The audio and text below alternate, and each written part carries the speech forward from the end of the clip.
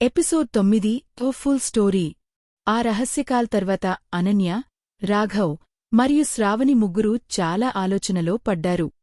అసలు master mind ఇంకా బయటపడలేదు. ఆ మాటలు ముగ్గురి మనసులో తిరుగుతూనే ఉన్నాయి. మరుసటి రోజు ఉదయం రాఘవ్ తన స్నేహితుడు విక్రమ్తో మళ్లీ మాట్లాడాడు. విక్రమ్, ఆ కంపెనీ వెనుక ఉన్న అసలు వ్యక్తి గురించి ఏదైనా సమాచారం దొరికిందా అని అడిగాడు. విక్రమ్ కొన్ని క్షణాలు మౌనం పాటించాడు. రాఘవ్, నాకు ఒక షాకింగ్ విషయం తెలిసింది. ఏమైంది?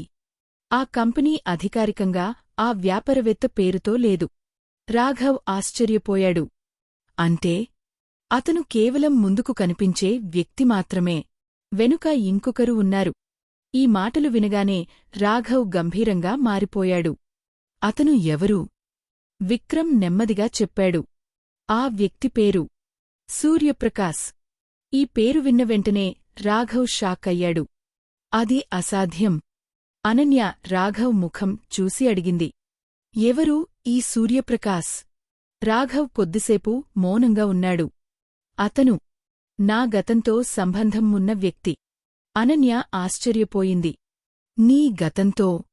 రాఘవ్ నెమ్మదిగా చెప్పడం మొదలుపెట్టాడు. కొన్ని సంవత్సరాల క్రితం అతను నగరంలో పనిచేసినప్పుడు సూర్యప్రకాశ్ అనే వ్యక్తి అతని బాస్. మొదట అతను మంచి వ్యక్తిలా కనిపించాడు. కాని తర్వాత అతను పెద్ద మోసాలకు పాల్పడుతున్నాడని రాఘవ్ తెలుసుకున్నాడు. అప్పుడు రాఘవ్ అతని వ్యాపారాన్ని బయటపెట్టడానికి ప్రయత్నించాడు.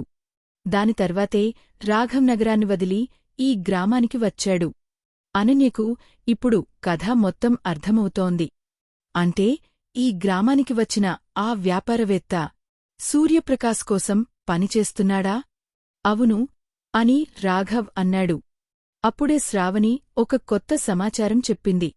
నిన్న నేను ఆ వ్యాపారవేత్తతో మాట్లాడినప్పుడు ఒక విషయం విన్నాను. ఏమిటి? అని అనన్య అడిగింది. రేపు రాత్రి వాళ్లు గ్రామం నుండి వెళ్ళిపోతారు. అప్పటికి వాళ్లు కావాల్సిన వారిని నగరానికి తీసుకెళ్తారు. ఇప్పుడు పరిస్థితి చాలా స్పష్టంగా ఉంది.